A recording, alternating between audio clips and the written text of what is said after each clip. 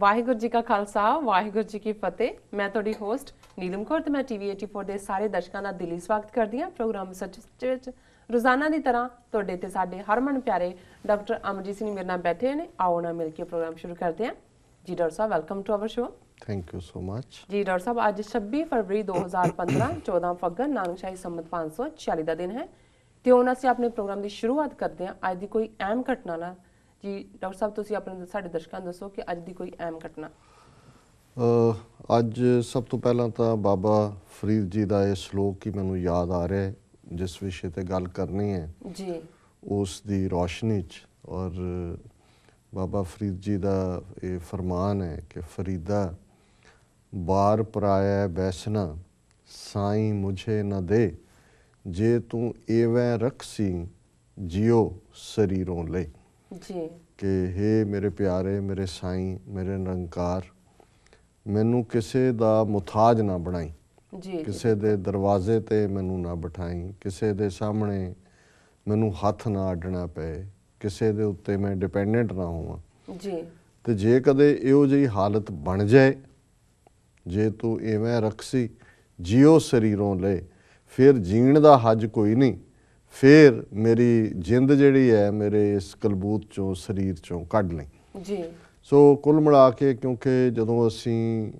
Poetry ਦਾ ਸਹਾਰਾ ਲੈਂਦੇ ਹਾਂ ਆਪਣੇ ਭਾਵਾਂ ਨੂੰ ਜਾਂ ਆਪਣੀ ਅਧਿਆਤਮਕ ਗੱਲ ਕਹਿਣ ਨੂੰ, ਸੋ ਉਸ ਦੇ ਵਿੱਚ ਇੱਕ ਅੰਦਾਜ਼ ਹੁੰਦਾ, ਇੱਕ ਅਲੰਕਾਰ ਹੁੰਦਾ। ਔਰ ਇਸ 'ਚੋਂ ਅਸੀਂ ਇਹ ਦੇਖਦੇ ਹਾਂ ਕਿ ਜਿਹੜੀ ਡਿਪੈਂਡੈਂਸ ਹੈ ਔਰ ਜਿਸ ਦਾ ਵੱਡਾ ਆਕਾਰ ਗੁਲਾਮੀ 'ਚ ਹੁੰਦਾ, ਜੀ ਕਿਉਂਕਿ ਸਿਚੁਏਸ਼ਨ ਉਹ ਤੁਹਾਡੇ ਨਿੱਜੀ ਜੀਵਨ 'ਚ ਹੋਏ, ਆਰਥਿਕ ਮੰਦਹਾਲੀ ਹੋਏ, ਕਿਸੇ ਦੇ ਉੱਤੇ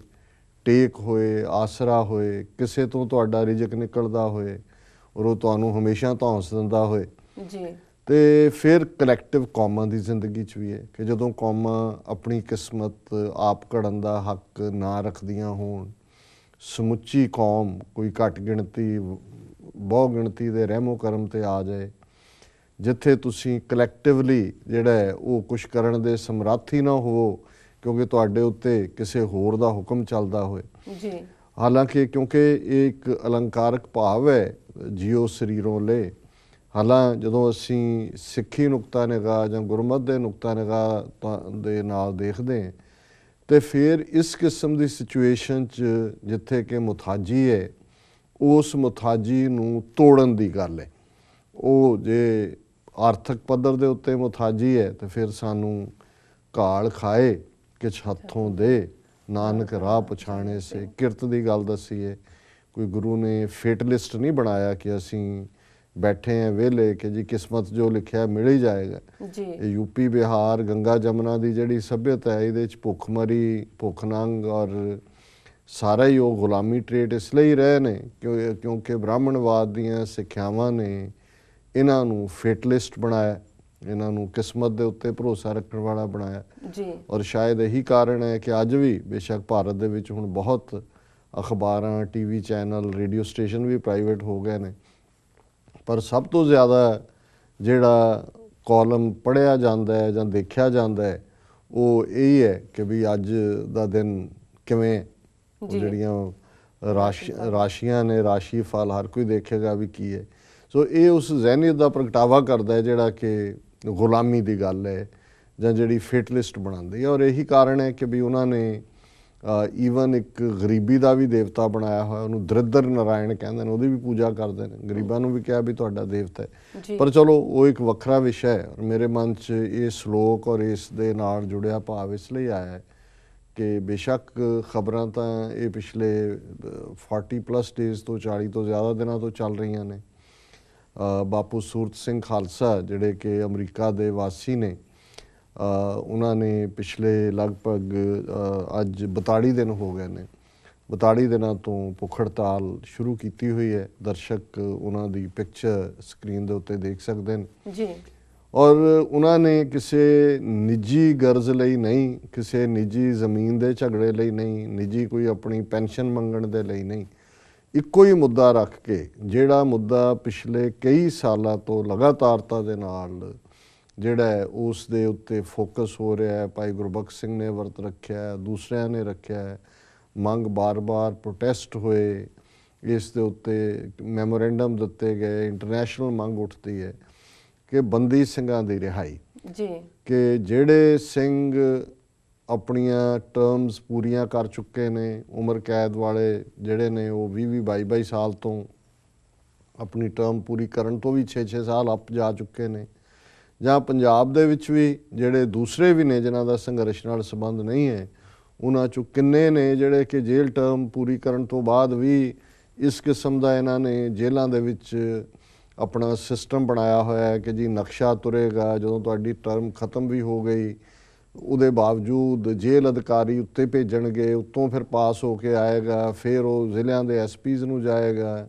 ਉੱਥੋਂ ਫਿਰ ਨਿਕਲੇਗਾ ਕਿ ਵੀ ਕਿਹਦੀ ਰਿਲੀਜ਼ ਹੋਣੀ ਹੈ ਨਹੀਂ ਹੋਣੀ। ਕਈ ਵਾਰੀ ਉਸ ਹਵਾਲੇ ਨਾਲ ਵੀ ਕਈ ਸਾਲ ਟਰਮ ਪੂਰੀ ਕਰਨ ਤੋਂ ਬਾਅਦ ਵੀ ਲਾ ਦਿੰਦੇ ਨੇ। ਔਰ ਮੈਂ ਹਾਲਾਂਕਿ ਕਦੇ ਵੀ ਨਿੱਜੀ ਗੱਲਬਾਤ ਜਾਂ ਨਿੱਜੀ ਐਕਸਪੀਰੀਅੰਸ ਨੂੰ ਬਹੁਤਾ ਨਹੀਂ ਟੱਚ ਕਰਨਾ ਚਾਹੁੰਦਾ। ਮੈਨੂੰ ਯਾਦ ਹੈ ਧਰਮਯੁੱਧ ਮੋਰਚੇ ਦੇ ਦੌਰਾਨ ਇੱਕ ਜਥਾ ਲੈ ਕੇ 51 ਸਿੰਘਾਂ ਸਿੰਘਣੀਆਂ ਦਾ ਮੈਨੂੰ ਵੀ ਗ੍ਰਿਫਤਾਰੀ ਦੇਣ ਦਾ ਫਿਰੋਜ਼ਪੁਰ ਜੇਲ੍ਹ 'ਚ ਰਹਿਣ ਦਾ ਮੌਕਾ ਵੀ ਬਣਿਆ ਜੀ। ਔਰ ਮੈਨੂੰ ਯਾਦ ਹੈ ਵੀ ਉੱਥੇ ਜੇਲ੍ਹ ਦੇ ਗੁਰਦੁਆਰਾ ਸਾਹਿਬ ਦੀ ਜਿਹੜੇ ਸਿੰਘ ਜਿਹੜੇ ਕਿ ਜੇਲ੍ਹ ਦੇ ਅੰਦਰਲੇ ਹੀ ਸੀ, ਸਵੇਰੇ ਪ੍ਰਕਾਸ਼ ਕਰਨ ਜਾਂ ਦੂਸਰੀ ਸੇਵਾ ਕਰਦੇ ਸੀ, ਉਹ ਇੱਕ ਦਿਨ ਦੁਪਹਿਰ ਵੇਲੇ ਮੇਰੀ ਜਿਹੜੇ ਸੈੱਲ 'ਚ ਆਏ ਜਿੱਥੇ ਰੱਖਿਆ ਸੀ, ਅਤੇ ਕਹਿਣ ਲੱਗੇ ਜੀ ਇੱਕ ਬੇਨਤੀ ਹੈ ਕਿ ਵੀ ਮੇਰੇ ਤੋਂ ਆਹ ਹੋ ਗਿਆ ਸੀ, ਪਰਿਵਾਰਕ ਝਗੜਾ ਸੀ, ਕੋਈ ਕਤਲ ਹੋ ਗਿਆ ਸੀ,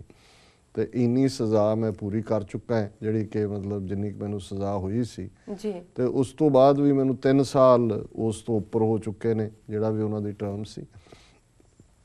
ਔਰ ਪਤਾ ਨਹੀਂ ਨਕਸ਼ਾ ਨਹੀਂ ਤੁਰਦਾ ਹੈ ਜਾਂ ਕੋਈ ਜਿਹੜਾ ਅੱਗੇ ਤੋਰਦੇ ਨਹੀਂ, ਤੁਸੀਂ ਇਹਨੂੰ ਸੁਪਰਡੈਂਟ ਨੂੰ ਕਹਿ ਦਿਓ ਜਾਂ ਮੇਰੀ ਥੋੜ੍ਹੀ ਜਿਹੀ ਆਰਥਿਕ ਮਦਦ ਕਰੋ, ਮੈਂ ਵਕੀਲ ਰਾਹੀਂ ਇਸ ਗੱਲ ਨੂੰ ਅੱਗੇ ਤੋਰਾਂ। ਚਲੋ ਉਸ ਵੇਲੇ ਜੋ ਵੀ ਸੰਭਵ ਸੀ, ਸਾਰੇ ਜਿੰਨੇ ਹੋਰ ਸਿੰਘ ਸੀ ਅਸੀਂ ਉਹਨਾਂ ਦੀ ਆਰਥਿਕ ਮਦਦ ਕੀਤੀ। ਕੁਛ ਦੇਰ ਬਾਅਦ, ਕੁਛ ਮਹੀਨਿਆਂ ਬਾਅਦ ਉਹਨਾਂ ਦੀ ਇੱਕ ਚਿੱਠੀ ਵੀ ਆਈ ਜਿਹਦੇ 'ਚ ਉਹਨਾਂ ਨੇ ਧੰਨਵਾਦ ਕੀਤਾ ਸੀ ਕਿ ਉਹ ਬਾਹਰ ਆ ਗਏ ਸੀ। ਪਰ ਇਹ ਗੱਲ ਜਿਹੜੀ ਹੈ 82, 83 ਪੀਰੀਅਡ ਦੀ ਹੈ, ਅਤੇ ਜੇ 28, 29 ਉਦੋਂ ਅਜੇ ਹਾਲਾਂਕਿ ਉਹ ਕੋਈ ਉਸ ਤੋਂ ਪਹਿਲਾਂ 12-15 ਸਾਲ ਦਾ ਉਹਦਾ ਕ੍ਰਾਈਮ ਹੋਏਗਾ ਜੋ ਵੀ ਉਹਨੇ ਕੀਤਾ। ਸੋ ਇਹ ਗੱਲ ਜਦੋਂ ਹੁਣ ਅਸੀਂ ਦੇਖਦੇ ਹਾਂ ਕਿ ਹੁਣ ਤਾਂ ਉਹ ਫੈਕਟਸ ਸਾਹਮਣੇ ਆਏ ਨੇ ਜਿਹੜੇ ਕਿ ਭਾਈ ਜਸਪਾਲ ਸਿੰਘ ਮੰਝਪੁਰ ਜਿਹੜੇ ਐਡਵੋਕੇਟ ਨੇ ਉਹਨਾਂ ਨੇ ਬੜੇ ਵੇਰਵੇ ਦੇ ਨਾਲ ਦਿੱਤੇ ਹੈ ਕਿ ਭਾਈ ਕਿੰਨੇ ਕੈਦੀ ਨੇ, ਕਿੰਨੀ ਉਹਨਾਂ ਦੀ ਟਰਮ ਜਿਹੜੀ ਹੈ ਕਿੰਨੇ ਸਾਲ ਸੀ, ਔਰ ਕਿੰਨਾ ਪੀਰੀਅਡ ਜਿਹੜਾ ਉਹ ਅੱਗੇ ਲੰਘ ਗਿਆ ਜੀ। ਹੁਣ ਇਸ ਦੇ ਬਾਵਜੂਦ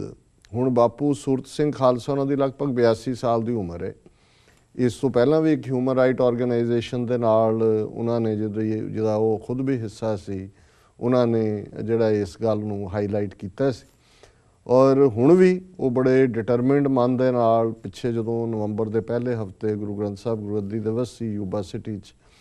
ਮੈਂ ਗਿਆ ਸੀ, ਉੱਥੇ ਮੈਨੂੰ ਇਹ ਮਿਲੇ ਵੀ। ਉਹਨਾਂ ਨੇ ਬੜੀ ਬਰੀਫ ਗੱਲਬਾਤ ਦੇ ਵਿੱਚ ਇਹ ਕਿਹਾ ਕਿ ਜੀ ਮੈਂ ਇਹ ਸੋਚਦਾ ਹੈ ਕਿ ਜ਼ਿੰਦਗੀ ਕਿਸੇ ਲੇਖੇ ਲੱਗੇ ਅਤੇ ਇਹ ਬਾਰ-ਬਾਰ ਵਰਤ ਰੱਖਣ ਔਰ ਦੂਸਰਾ ਹੋ ਰਿਹਾ ਸਿੰਘ ਫੇਰ ਬਾਹਰ ਨਹੀਂ ਆ ਰਿਹਾ, ਅਤੇ ਤੁਸੀਂ ਮੈਂ ਰੱਖਣਾ ਚਾਹੁੰਦਾ ਵਰਤ, ਅਤੇ ਤੁਸੀਂ ਇਹ ਆਪਣਾ ਜਿਹੜਾ ਹੈ ਮੈਨੂੰ ਓਪੀਨੀਅਨ ਦਿਓ ਜੀ। ਅਤੇ ਮੈਂ ਉਹਨਾਂ ਨੂੰ ਇਹ ਕਿਹਾ, ਮੈਂ ਕਿਹਾ ਜੀ ਤੁਸੀਂ ਪੰਥਕ ਸੋਚ ਰੱਖਣ ਵਾਲੇ ਹੋ ਔਰ ਤੁਹਾਡਾ ਇਹ ਭਾਵਨਾ ਹੈ, ਪਰ ਮੈਂ ਕਿਹਾ ਵੀ ਨਿੱਜੀ ਤੌਰ 'ਤੇ ਮੈਂ ਸੋਚਦਾ ਕਿ ਵੀ ਇਹ ਜਿਹੜੀ ਵਰਤਾਂ ਵਾਲੀ ਗੱਲ ਹੈ ਇਹ ਸਾਡੇ ਸਿਧਾਂਤ ਦੇ ਮੁਤਾਬਕ ਵੀ ਨਹੀਂ ਹੈ ਜੀ। ਔਰ ਦੂਸਰੇ ਮਾਸਤਾਰਾ ਸਿੰਘ ਸੰਤ ਫਤਿਹ ਸਿੰਘ ਨੇ ਗਾਂਧੀ ਦੀ ਕਿਤਾਬ 'ਚੋਂ ਜਿਵੇਂ ਕਹਿੰਦੇ ਨੇ ਕਿ ਇੱਕ ਉਹ ਪੇਜ ਕੱਢਿਆ ਸੀ ਔਰ ਉਹਦੇ ਥੱਲੇ ਜਿਹੜਾ ਉਹ ਨਹੀਂ ਜਿਹੜਾ ਅਰਦਾਸ 'ਤੇ ਸਾਬਤ ਰਿਹਾ, ਬਦਨਾਮੀ ਹੋਈ। ਦਰਸ਼ਨ ਸਿੰਘ ਫੇਰੂਮਾਨ ਨੇ 74 ਦਿਨ ਵਰਤ ਰੱਖ ਕੇ ਅਲਟੀਮੇਟਲੀ ਇਸ ਕਲੰਕ ਨੂੰ ਧੋਤਾ ਹੈ ਕਿ ਵੀ ਸਿੱਖ ਅਰਦਾਸ ਤੋਂ ਭਗੌੜੇ ਹੋ ਜਾਂਦੇ ਨੇ, ਕਿਉਂਕਿ ਇਹ ਉਸ ਵੇਲੇ ਆਮ ਇੱਕ ਜੋਕ ਬਣ ਗਿਆ ਸੀ ਮਾਸਤਾਰਾ ਸਿੰਘ ਸੰਤ ਫਤਿਹ ਸਿੰਘ ਵੱਲੋਂ ਵਰਤ ਛੱਡਣ ਤੋਂ ਬਾਅਦ ਵੀ ਉਹ ਕਹਾਣੀ ਹੁਣ ਮੁਕੰਮਲ ਹੋ ਚੁੱਕੀ ਹੈ ਔਰ ਹੁਣ ਇਸ ਪਾਠ ਨੂੰ ਜਿਹੜਾ ਹੈ ਨਾ ਹੀ ਟੱਚ ਕੀਤਾ ਜਾਏ। ਪਰ ਉਹਨਾਂ ਦੀ ਗੱਲਬਾਤ ਤੋਂ ਮੈਨੂੰ ਉਦੋਂ ਵੀ ਇਹ ਮਹਿਸੂਸ ਹੋਇਆ ਸੀ ਕਿ ਵੀ ਉਹ ਹੁਣ ਦ੍ਰਿੜ ਨੇ ਇਸ ਮਾਮਲੇ ਇਸ ਮੁੱਦੇ ਦੇ ਉੱਤੇ, ਔਰ ਇਹ ਜਾ ਕੇ ਜਿਹੜਾ ਕੁਛ ਨਾ ਕੁਛ ਇਸ ਲਾਈਨ ਦੇ ਉੱਤੇ ਕਰਨਗੇ ਜੋ ਉਹਨਾਂ ਨੇ ਮਨ ਬਣਾਇਆ ਹੋਇਆ। ਸੋ ਫਿਰ ਖਬਰਾਂ ਵੀ ਆਈਆਂ ਕਿ ਵੀ ਉਹਨਾਂ ਨੇ ਰੱਖਿਆ ਹੈ, ਪਰ ਕਿਉਂਕਿ ਉਸੇ ਪੀਰੀਅਡ 'ਚ ਉਸ ਤੋਂ ਪਹਿਲਾਂ ਗੁਰਬਖਸ਼ ਸਿੰਘ ਹੋਰਾਂ ਦੇ ਵਰਤ ਦਾ ਜਿਹੜਾ ਅੰਜਾਮ ਹੋਇਆ ਉਸ ਕਰਕੇ ਫਰਸਟ੍ਰੇਸ਼ਨ ਜਿਹੀ ਸੀ, ਬਹੁਤਿਆਂ ਨੇ ਨੋਟਿਸ ਵੀ ਨਹੀਂ ਲਿਆ। ਅਸੀਂ ਵੀ ਥੋੜ੍ਹਾ ਸੋਚਦੇ ਹਾਂ ਇਸ ਬਾਰੇ ਕਿ ਵੀ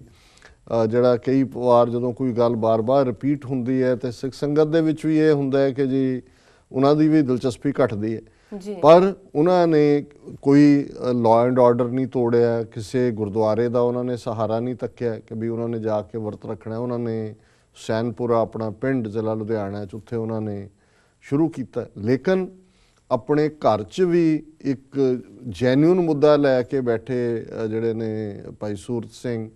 ਉਹਨਾਂ ਨੂੰ ਪੁਲਿਸ ਚੁੱਕ ਕੇ ਜਿਹੜੀ ਹੈ ਉਹ ਹਸਪਤਾਲ 'ਚ ਲੈ ਆਈ, ਸਿਵਲ ਹਸਪਤਾਲ ਲੁਧਿਆਣਾ। ਉੱਥੇ ਵੀ ਉਹਨਾਂ ਨੇ ਆਪਣੀ ਜਿਹੜੀ ਹੈ ਭੁੱਖ ਹੜਤਾਲ ਜਾਰੀ ਰੱਖੀ ਔਰ ਇਹ ਇੱਕ ਪਾਰਟ ਰਿਹਾ। ਹੁਣ ਜਿਸ ਗਾਂਧੀ ਨੂੰ 20ਵੀਂ ਸਦੀ 'ਚ ਬੜਾ ਵੱਡਾ ਇਹਨਾਂ ਵਰਤਾਂ ਦਾ ਜਾਂ ਦੂਜਾ ਪਿਤਾਮਾ ਬਣਾਇਆ ਹੋਇਆ ਹੈ, ਇਹ ਨਹੀਂ ਸੀ ਹੋਇਆ ਕਦੇ। ਉਹ ਕਿੰਨਾ ਕੁ ਉਹਦਾ ਸਟਰਕਚਰ ਸੀ, ਕਿੰਨੀਆਂ ਹੱਡੀਆਂ ਸੀ ਉਹਦੇ ਸਾਰੇ, ਲੇਕਿਨ ਇਹਦੇ ਬਾਵਜੂਦ ਇਹ ਨਹੀਂ ਸੀ ਹੁੰਦਾ ਕਿ ਵੀ ਉਹਨੂੰ ਤੁਸੀਂ ਫੋਰਸ ਕਰਕੇ ਉਹਦਾ ਵਰਤ ਤੋੜੋ ਜਾਂ ਦੂਜੇ। ਰਾਦਰ ਅੰਗਰੇਜ਼ ਉਸ ਮਾਮਲੇ ਦੇ ਵਿੱਚ ਜੇ ਜੇਲ੍ਹ ਦੇ ਵਿੱਚੋਂ ਪਹਿਲਾਂ ਸੀ ਤਾਂ ਜੇਲ੍ਹ 'ਚ ਵਰਤ ਰੱਖਦਾ ਸੀ, ਉਹਨੂੰ ਛੱਡ ਦਿੰਦੇ ਸੀ ਹੈਲਥ ਰੀਜ਼ਨਸ ਕਰਕੇ ਜੀ, ਸਿਹਤ ਦਾ ਦੂਸਰਾ। ਲੇਕਿਨ ਜਿਹੜੀ ਖਬਰ ਅੱਜ ਜਿਸ ਨੇ ਚਾਰ ਚੁਫੇਰੇ ਪੰਥ ਦਰਦੀਆਂ ਦੇ ਹਿਰਦਿਆਂ ਨੂੰ ਵੀ ਵਲੂੰਧ ਰਿਹਾ ਔਰ ਇੱਕ ਪਰੇਸ਼ਾਨੀ ਵੀ ਹੈ, ਜਿੱਥੇ ਉਹਨਾਂ ਦੀ ਸਿਹਤ ਨੂੰ ਲੈ ਕੇ ਪਿਛਲੇ ਕਈ ਦਿਨਾਂ ਤੋਂ ਹੀ ਇਸ ਗੱਲ ਦਾ ਖਦਸ਼ਾ ਜ਼ਾਹਰ ਕੀਤਾ ਜਾ ਰਿਹਾ ਸੀ। ਔਰ ਪਿਛਲੇ ਬੀਤੇ ਐਤਵਾਰ ਜਦੋਂ ਮੈਂ ਬੇਕਰਸਫੀਲਡ ਗਿਆ ਆਪਣੇ ਲੈਕਚਰ ਦੇ ਵਿੱਚ ਵੀ, ਕਿਉਂਕਿ ਬਾਪੂ ਸੂਰਤ ਸਿੰਘ ਔਰ ਉਹਨਾਂ ਦਾ ਬੇਟਾ ਉਹ ਬੇਕਰਸਫੀਲਡ ਰਹੇ ਨੇ ਲੰਬਾ ਵਕਤ, ਹੁਣ ਵੀ ਉਹਨਾਂ ਦਾ ਘਰ ਬੇਕਰਸਫੀਲਡ ਹੈ ਔਰ ਮੈਂ ਉੱਥੇ ਵੀ ਸੰਗਤ ਨੂੰ ਐਡਰੈਸ ਕਰਦਿਆਂ ਇਹ ਕਿਹਾ ਸੀ ਕਿ ਭਾਈ ਇਸ ਸ਼ਹਿਰ ਦੀ ਧਰਤੀ ਤੇ ਅਸੀਂ ਖਲੋਤੇ ਹਾਂ ਜਿੱਥੋਂ ਇੱਕ ਬਜ਼ੁਰਗ ਨੇ ਜਾ ਕੇ ਬੰਦੀ ਸਿੰਘਾਂ ਦੀ ਰਿਹਾਈ ਦਾ ਮੁੱਦਾ ਚੁੱਕੇ ਔਰ ਅਸੀਂ ਅਰਦਾਸ ਕਰੀਏ ਗੁਰੂ ਚਰਨਾਂ 'ਚ ਕਿ ਵੀ ਜਿਹੜਾ ਉਹਨਾਂ ਦਾ ਰਿਜ਼ੋਲਵ ਹੈ, ਪ੍ਰਣ ਹੈ, ਉਹ ਨਿਭੇ। ਜੀ ਜੀ ਬਾਕੀ ਜਿਹੜੇ ਨੇ ਕਿਹਦੀ ਸੋਚ ਕਿਹਦੇ ਬਾਰੇ ਕੀ ਹੈ, ਨਿੱਜੀ ਤੌਰ ਤੇ ਕੌਣ ਕਿਹਨੂੰ ਪਸੰਦ ਕਰਦਾ ਹੈ ਨਹੀਂ ਕਰਦਾ, ਇਹ ਬਿਸਾਈਡਸ ਦਾ ਪੁਆਇੰਟ ਹੈ। ਅਸੀਂ ਸਾਰੇ ਹੀ ਗੁਨਾਹਗਾਰ ਹਾਂ। ਕੌਣ ਹੱਥ ਖੜਾ ਕਰਕੇ ਕਹਿ ਸਕਦਾ ਹੈ ਕਿ ਮੈਂ ਜ਼ਿੰਦਗੀ 'ਚ ਗੁਨਾਹ ਨਹੀਂ ਕੀਤਾ? ਜੀ ਜੀ ਸੋ ਮੈਂ ਸਮਝਦਾ ਹਾਂ ਵੀ ਜਦੋਂ ਕੋਈ ਪੰਥਕ ਮੁੱਦਾ ਲੈ ਕੇ ਸਾਹਮਣੇ ਆ ਜਾਂਦਾ ਹੈ, ਇਹ ਠੀਕ ਹੈ ਵੀ ਸਾਨੂੰ ਇਸ ਗੱਲ ਦਾ ਧਿਆਨ ਜ਼ਰੂਰ ਰੱਖਣਾ ਚਾਹੀਦਾ ਹੈ ਕਿ ਭਾਈ ਕਿੱਥੇ ਕੀ ਫੈਕਟਸ ਕੀ ਨੇ ਔਰ ਨਹੀਂ ਫੈਕਟਸ ਕੀ ਨੇ। ਲੇਕਿਨ ਇਹਦੇ 'ਚ ਤਾਂ ਕੋਈ ਸ਼ੱਕ ਨਹੀਂ ਹੈ ਕਿ ਬੰਦੀ ਸਿੰਘਾਂ ਦੀ ਰਿਹਾਈ ਦਾ ਮੁੱਦਾ ਜਿਹੜਾ ਬਾਰ-ਬਾਰ ਸਿੱਖ ਕੌਮ ਵੱਲੋਂ ਉਠਾਇਆ ਜਾ ਰਿਹਾ ਹੈ, ਉਸ ਦੇ ਲਈ ਬਾਰ-ਬਾਰ ਜਿਹੜਾ ਕੁਛ ਨਾ ਕੁਛ, ਜਾਂ ਨਵੰਬਰ 84 ਲਈ ਜਸਟਿਸ ਹੈ ਜਾਂ ਬੰਦੀ ਸਿੰਘਾਂ ਦੀ ਰਿਹਾਈ ਹੈ, ਇਹ ਦੋ ਮੁੱਦੇ ਨੇ ਜਿਹੜੇ ਇਸ ਵੇਲੇ ਭੁੱਖ ਹੜਤਾਲ ਜਾਂ ਕਿਸੇ ਹੋਰ ਦਾ ਕਾਰਨ ਬਣਦੇ ਨੇ। ਲੇਕਿਨ ਬਜਾਏ ਇਸ ਦੇ ਕਿ ਅਖੌਤੀ ਪੰਥਕ ਸਰਕਾਰ ਬਾਦਲ ਐਂਡ ਕੰਪਨੀ, ਜਿਹਨੇ ਸ਼ਹੀਦਾਂ ਦਾ ਖੂਨ ਪੀ ਕੇ ਜਿਹੜੇ ਗੱਦੀ ਦੇ ਉੱਤੇ ਬੈਠੇ ਨੇ ਔਰ ਉਹ ਕਾਤਲ ਜਿਹਦੇ ਹੱਥ ਹਜ਼ਾਰਾਂ ਸਿੱਖਾਂ ਦੇ ਖੂਨ ਨਾਲ ਰੰਗੇ ਹੋਏ ਨੇ, ਸੁਮੇਧ ਸੈਣੀ ਜਿਹਨੂੰ DGP ਬਣਾਇਆ ਹੋਇਆ, ਜਿਸ ਤਰੀਕੇ ਦੇ ਨਾਲ ਇਸ ਵੇਲੇ DGP ਪੰਜਾਬ ਨੂੰ ਰਨ ਕਰ ਰਿਹਾ ਔਰ ਜਿਹੜੀ ਸਟੇਟਮੈਂਟ ਪੋਲੀਟੀਕਲੀ ਚੀਫ ਮਿਨਿਸਟਰ ਤੋਂ ਜਾਂ ਈਵਨ ਜੇਲ੍ਹ ਨਾਲ ਸੰਬੰਧਿਤ ਮਿਨਿਸਟਰ ਵੱਲੋਂ ਜਾਂ ਪੋਲੀਟੀਕਲ ਲੈਵਲ ਦੇ ਉੱਤੇ ਆਣੀ ਚਾਹੀਦੀ ਹੈ, ਉਹ ਡਾਇਰੈਕਟਰ ਜਨਰਲ ਪੁਲਿਸ ਜਿਹੜਾ ਉਹ ਐਡਮਿਨਿਸਟ੍ਰੇਟਰ ਵੀ ਬਣਿਆ ਹੋਇਆ ਹੈ, ਉਹ ਐਕਸਪਰਟ ਵੀ ਬਣਿਆ ਹੋਇਆ ਹੈ, ਉਹ ਜੇਲ੍ਹਾਂ ਦਾ ਮੰਤਰੀ ਵੀ ਬਣਿਆ ਹੋਇਆ ਹੈ। ਹੁਣ ਪਹਿਲਾ ਕੁਕਰਮ ਜਿਹੜਾ ਪੰਜਾਬ ਪੁਲਿਸ ਨੇ ਅੱਜ ਕੀਤਾ, ਜਿਹਦੀ ਨਿਊਜ਼ 4 ਚੁਫੇਰੇ ਹੈ, ਕਿ ਉਹਨਾਂ ਦੀ ਪਾਰਟੀ ਜਿਹਦੇ 300 ਤੋਂ ਜ਼ਿਆਦਾ ਪੁਲਸੀਏ ਜਿਹੜੇ ਸੀ, ਜਿਨ੍ਹਾਂ ਦੇ ਵਿੱਚ ਔਰਤ ਜਿਹੜੀਆਂ ਪੁਲਸੀਏ ਵੀ ਸ਼ਾਮਲ ਸਨ, ਉਹਨਾਂ ਨੇ ਅਟੈਕ ਕੀਤਾ ਹਸਪਤਾਲ ਔਰ ਬੜੀ ਰਫ ਤਰੀਕੇ ਦੇ ਨਾਲ ਉਹਨਾਂ ਨੇ ਉਹਨਾਂ ਦੇ ਪਰਿਵਾਰਕ ਮੈਂਬਰ, ਜਿਨ੍ਹਾਂ 'ਚ ਉਹਨਾਂ ਦਾ ਬੇਟਾ ਰਵਿੰਦਰਪਾਲ ਸਿੰਘ ਔਰ ਉੱਥੇ ਹੀ ਮੌਕੇ ਦੇ ਉੱਤੇ ਜਿਹੜੇ ਇੱਕ ਜਰਨਲਿਸਟ ਨੇ ਸੁਰਿੰਦਰ ਸਿੰਘ, ਕਾਫੀ ਪੋਪੂਲਰ ਨੇ, ਉਹਨਾਂ ਨੂੰ ਗ੍ਰਿਫਤਾਰ ਕੀਤਾ ਔਰ ਉਹਨਾਂ ਦੀ ਬੱਚੀ ਦਾ ਇੰਟਰਵਿਊ ਜਿਹੜਾ ਮੀਡੀਆ ਦੇ ਉੱਤੇ ਆਇਆ ਕਿ ਉਹਨਾਂ ਦੇ ਨਾਲ ਬਦਸਲੂਕੀ ਕੀਤੀ, ਬਦਕਲਾਮੀ ਕੀਤੀ ਔਰ ਬਾਕੀਆਂ ਨੂੰ ਵੀ ਜਿੰਨੇ ਕੁ ਉੱਥੇ ਹੋਰ ਮੌਜੂਦ ਸੀ ਉਹਨਾਂ ਨੂੰ ਅਰੈਸਟ ਕਰ ਲਿਆ, ਉਹਨਾਂ ਦੇ ਟੈਲੀਫੋਨ, ਇਲੈਕਟ੍ਰੋਨਿਕ ਡਿਵਾਈਸਿਸ ਸਾਰੀਆਂ ਖੋਹ ਲਈਆਂ ਔਰ ਬੜੀ ਗਾਲੀ ਗਲੋਚ ਵਾਲੀ ਜ਼ਬਾਨ ਦੇ ਵਿੱਚ ਜਿਹੜਾ ਹੈ ਪੁਲਿਸ ਨੇ ਉਸ ਸਾਰੇ ਨੂੰ ਹਸਪਤਾਲ ਦੇ ਅੰਦਰ ਉਹਨਾਂ ਨੂੰ, ਹਾਲਾਂਕਿ ਪਹਿਲਾਂ ਹੀ ਹਸਪੀਟਲ ਸੀ, ਉਹਨਾਂ ਦੇ ਹੀ ਜ਼ੇਰੇ ਨਜ਼ਰ ਸੀ, ਉਹਨਾਂ ਦਾ ਪਹਿਰੇ ਲੱਗੇ ਹੋਏ ਸੀ, ਪਰ ਉਹਨਾਂ ਨੂੰ ਆਪਣੀ ਕਸਟਡੀ ਦੇ ਵਿੱਚ ਸਟ੍ਰਿਕਟਲੀ ਲੈ ਲਿਆ। ਸ਼ਾਇਦ ਕਿਉਂਕਿ ਇਸ ਤੋਂ ਇਹ ਲੱਗਦਾ ਜਿਵੇਂ ਕਿ DGP ਸੁਮੇਧ ਸੈਣੀ ਨੇ ਬੜੇ ਹੰਕਾਰੇ ਹੋਏ ਨੇ, ਪ੍ਰੈਸ ਕਾਨਫਰੰਸ ਕੀਤੀ ਹੈ ਕਿ ਉਹਨਾਂ ਨੂੰ ਆਲਰੇਡੀ ਉਹਨਾਂ ਨੇ ਫੋਰਸ ਫੀਡ ਕਰ ਦਿੱਤਾ ਜਾਂ ਕਰ ਰਹੇ ਹੋਣਗੇ, ਤੇ ਉਹ ਕਹਿ ਰਹੇ ਨੇ ਜੀ ਕਿ ਭਾਵੇਂ ਉਹਨਾਂ ਦੀ ਸਿਹਤ ਖਰਾਬ ਹੋ ਰਹੀ ਹੈ, ਉਹ ਨਿੰਬੂ ਪਾਣੀ, ਉਹ ਦੇਸੀ ਘਿਓ, ਉਹ ਫਲਾਣਾ ਲੈ। ਹੁਣ 42 ਦਿਨ ਭੁੱਖਾ ਰਹਿਣ ਵਾਲਾ ਦੇਸੀ ਘਿਓ ਡਾਈਜੈਸਟ ਕਰਨ ਦੀ ਹਿੰਮਤ ਰੱਖਦਾ ਹੈ, ਕਿਹੜੀ ਪੁਲਿਸ ਉਹਨਾਂ ਨੂੰ ਦੇਸੀ ਘਿਓ ਦੇ? ਮਤਲਬ ਇਹ ਹੈ ਕਿ ਇਹ ਵੀ ਇੱਕ ਕਨਫਿਊਜ਼ਨ ਪੈਦਾ ਕਰਨ ਦੇ ਲਈ ਕਿ ਜੀ ਅਸੀਂ ਜਿਹੜਾ ਹੈ ਉਹ ਉਹਨਾਂ ਨੂੰ ਜਿਹੜਾ ਉਹ ਦੇਸੀ ਘਿਓ ਦੇ ਰਹੇ ਹਾਂ, ਹਾਲਾਂਕਿ ਜ਼ਾਹਰ ਹੈ ਕਿ ਜਦੋਂ ਲੰਬੇ ਵਰਤ ਦੇ ਉੱਤੇ ਹੁੰਦਾ ਹੈ, ਈਵਨ ਬਹੁਤ ਲੰਬਾ ਵਕਤ ਤਾਂ ਕੋਈ ਸੈਮਾਈ ਜਿਹੜਾ ਸੋਲਿਡ ਫੂਡ ਵੀ ਨਹੀਂ ਦਿੱਤਾ ਜਾਂਦਾ, ਲਿਕੁਇਡ ਹੀ ਹੁੰਦਾ ਹੈ, ਜੂਸ ਹੁੰਦਾ ਹੈ ਜਾਂ ਕੁਝ ਹੁੰਦਾ ਜਦੋਂ ਵਰਤ ਛੱਡਿਆ ਵੀ ਜਾਂਦਾ। ਔਰ ਇਸ ਸਾਰੇ ਦੇ ਨਾਲ ਅਸੀਂ ਦੇਖਦੇ ਹਾਂ ਵੀ ਜਿਸ ਤਰੀਕੇ ਨਾਲ ਇਸ ਜੈਨੂਇਨ ਇਸ਼ੂ ਨੂੰ ਇਸ ਸਿੱਖਾਂ ਦੇ ਕਾਤਲ ਨੇ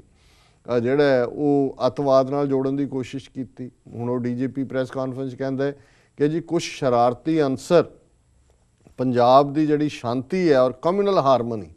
ਕਿ ਫਿਰਕੂ ਸਦਭਾਵਨਾ ਉਹਨੂੰ ਵਿਗਾੜਨ ਦੀ ਕੋਸ਼ਿਸ਼ ਕਰ ਰਹੇ ਨੇ। ਔਰ ਹਾਲਾਂਕਿ ਅਸੀਂ ਸਮਝਦੇ ਹਾਂ ਕਿ ਇਹ ਮੈਨੂੰ ਹੈਰਾਨੀ ਵੀ ਹੋਈ ਥੋੜੀ ਇਸ ਗੱਲ ਤੋਂ ਜੀ ਕਿ ਸ਼ਿਵ ਸੈਨਾ ਜਿਹੜੀ ਕਿ ਨੋਨ ਹੈ ਹਰ ਫਿਰਕੂ ਔਰ ਨਫ਼ਰਤ ਭਰਿਆ ਕੰਮ ਕਰਨ ਲਈ, ਸ਼ਿਵ ਸੈਨਾ ਸੈਕੂਲਰ ਕੋਈ ਇਹਨਾਂ ਦੀ ਵੱਖਰੀ ਬ੍ਰਾਂਚ ਹੋਏਗੀ, ਉਹਨਾਂ ਨੇ ਕੱਲ ਪ੍ਰੋਟੈਸਟ ਰੈਲੀ ਕੀਤੀ। ਉਹਨਾਂ ਦੀ ਪਹਿਲਾਂ ਪ੍ਰੈਸ ਰਿਲੀਜ਼ ਆਈ, ਫਿਰ ਉਹਨਾਂ ਨੇ ਕਿਹਾ ਕਿ ਜੀ ਅਸੀਂ ਬਾਪੂ ਸੂਰਤ ਸਿੰਘ ਦੀਆਂ ਸਾਰੀਆਂ ਮੰਗਾਂ ਦੇ ਨਾਲ ਜਿਹੜਾ ਬੰਦੀ ਸਿੱਖਾਂ ਦੀ ਰਿਹਾਈ ਦਾ ਸਹਿਮਤ ਹੈ ਔਰ ਉਹਨਾਂ ਦੀ ਮੰਗ ਮੰਨੀ ਜਾਣੀ ਚਾਹੀਦੀ ਹੈ। ਔਰ ਉਹਨਾਂ ਨੇ ਪ੍ਰੋਟੈਸਟ ਵੀ ਕੀਤਾ। ਹੁਣ ਜਿਹੜੀ ਸਭ ਤੋਂ ਸ਼ਰਾਰਤੀ ਧਿਰ ਹੈ ਸ਼ਿਵ ਸੈਨਾ,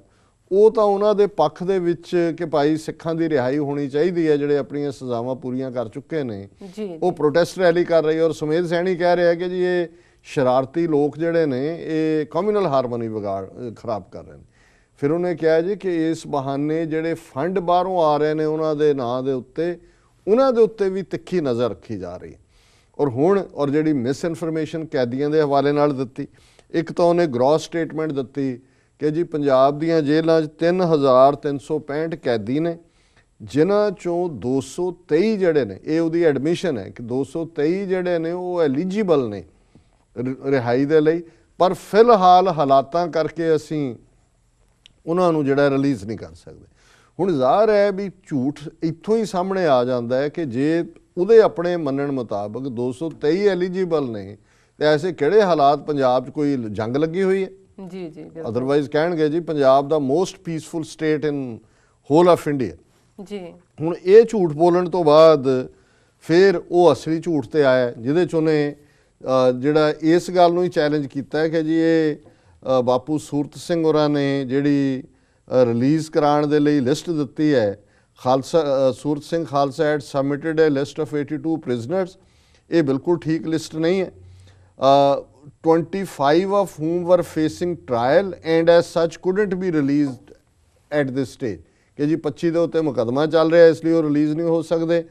ਫਿਰ ਇਹ ਡਰਾਉਣ ਦੇ ਲਈ ਕਿ ਜੀ ਇਹ ਜਿਹੜੇ ਉਹ ਰਿਲੀਜ਼ ਜਿਨ੍ਹਾਂ ਦੀ ਮੰਗ ਰਹੇ ਨੇ ਉਹਨਾਂ 'ਚ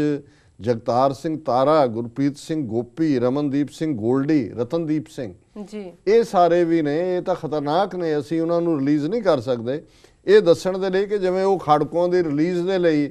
ਜਿਹੜਾ ਉਹਨਾਂ ਨੇ ਆਪਣਾ ਵਰਤ ਰੱਖਿਆ ਹੋਇਆ। ਫਿਰ ਉਹ ਕਹਿੰਦਾ the list had the names of 16 prisoners who had not been convicted for life and would thus be released after completion of sentence while the ਕਿ ਜਿਹੜੇ ਇਹ ਨੇ 16 ਉਹ ਨੇ ਕਿ ਜਿਨ੍ਹਾਂ ਨੂੰ ਉਮਰ ਕੈਦ ਨਹੀਂ ਦਿੱਤੀ ਹੋਈ, ਅਜੇ ਉਹਨਾਂ ਦੀਆਂ ਸਜ਼ਾਵਾਂ ਬਾਕੀ ਨੇ, ਜਦੋਂ ਪੂਰੀਆਂ ਹੋਣਗੀਆਂ ਉਹਨਾਂ ਨੂੰ ਅਸੀਂ ਛੱਡ ਦਿਆਂਗੇ। While the details about 6 others ਵਰ ਇਨਕੰਪਲੀਟ ਕਿ ਦੂਸਰੇ 6 ਹੋਰ ਨੇ ਉਹਨਾਂ ਦੀ ਜਿਹੜੀ ਡੀਟੇਲ ਹੈ ਉਹ ਕੰਪਲੀਟ ਨਹੀਂ ਹੈ। The 8 senior citizens were those who had been convicted in the 1987 Ludhiana bank robbery case. Then there were others who were lodged in jails outside Punjab. 3 of these listed had already been released. ਕਿ ਜੀ ਇਹ ਜਿਹੜੇ senior citizen ਜਿਨ੍ਹਾਂ ਨੂੰ ਕਿਹਾ ਗਿਆ ਹੈ 8 ਉਹ ਤਾਂ ਉਹਨਾਂ ਨੂੰ ਤਾਂ ਸਜ਼ਾ ਸੁਣਾ ਦਿੱਤੀ। ਸੋ ਮਤਲਬ ਜਿਸ ਤਰੀਕੇ ਦੇ ਨਾਲ ਉਸ ਨੇ ਇਹ ਝੂਠ ਦਾ ਔਰ ਪਹਿਲਾਂ ਵੀ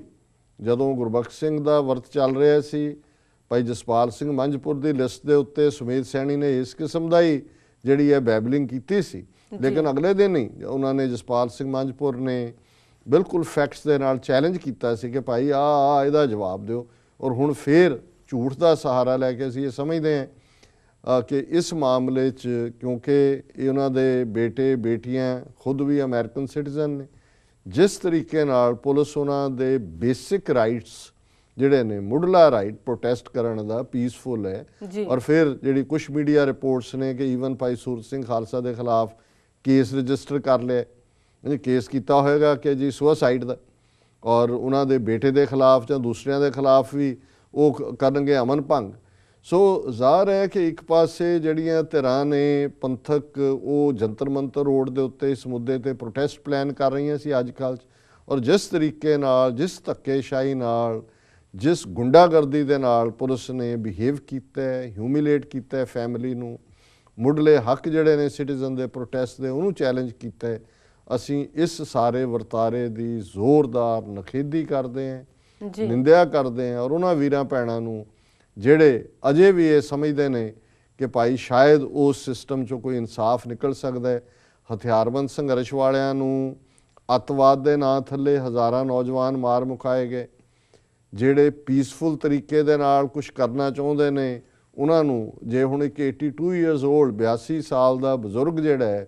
ਉਸ ਨੂੰ ਨਹੀਂ ਇਹਨਾਂ ਨੇ ਬਖਸ਼ਿਆ ਝੂਠਾ ਕੇਸ ਪਾਉਣ ਤੇ। ਉਹਨਾਂ ਦੇ ਪਰਿਵਾਰ ਜਿਹੜੀਆਂ ਹੁਣ ਬੱਚੇ ਬੱਚੀਆਂ ਹੁੰਦੇ ਨੇ, ਉਹਨਾਂ ਦੀਆਂ ਮੇਰਾ ਖਿਆਲ ਹੈ 4-5 ਬੇਟੀਆਂ ਨੇ, ਇੱਕੋ ਹੀ ਬੇਟਾ ਹੈ। ਹੁਣ ਇੱਦਾਂ ਦੇ ਵੇਲੇ ਜਦੋਂ ਕਿ ਇੱਕ ਬਾਪ ਤੁਰ ਪਿਆ ਹੈ ਕੌਮ ਦੇ ਲਈ, ਬੱਚੇ ਭਾਵੇਂ ਅਮਰੀਕਾ 'ਚ ਨੇ, ਉਹ ਛੱਡ ਕੇ ਗਈਆਂ ਉੱਥੇ ਕਿ ਭਾਈ ਅਸੀਂ ਘੱਟੋ ਘੱਟ ਉਹਨਾਂ ਦੀ ਟੇਕ ਕੇਅਰ ਕਰੀਏ ਜਾਂ ਪਿੱਛੋਂ ਜਿਹੜਾ ਉਹ ਹੌਸਲਾ ਰਹੇ ਸਭ ਨੂੰ, ਔਰ ਉਹਨਾਂ ਨੂੰ ਹਰਾਸ ਕੀਤਾ ਗਿਆ, ਉਹਨਾਂ ਦੇ ਖਿਲਾਫ ਜਿਹੜੀ ਹੈ ਮਾੜੀ ਜ਼ਬਾਨ ਇਸਤੇਮਾਲ ਕੀਤੀ ਗਈ। ਸੋ ਅਸੀਂ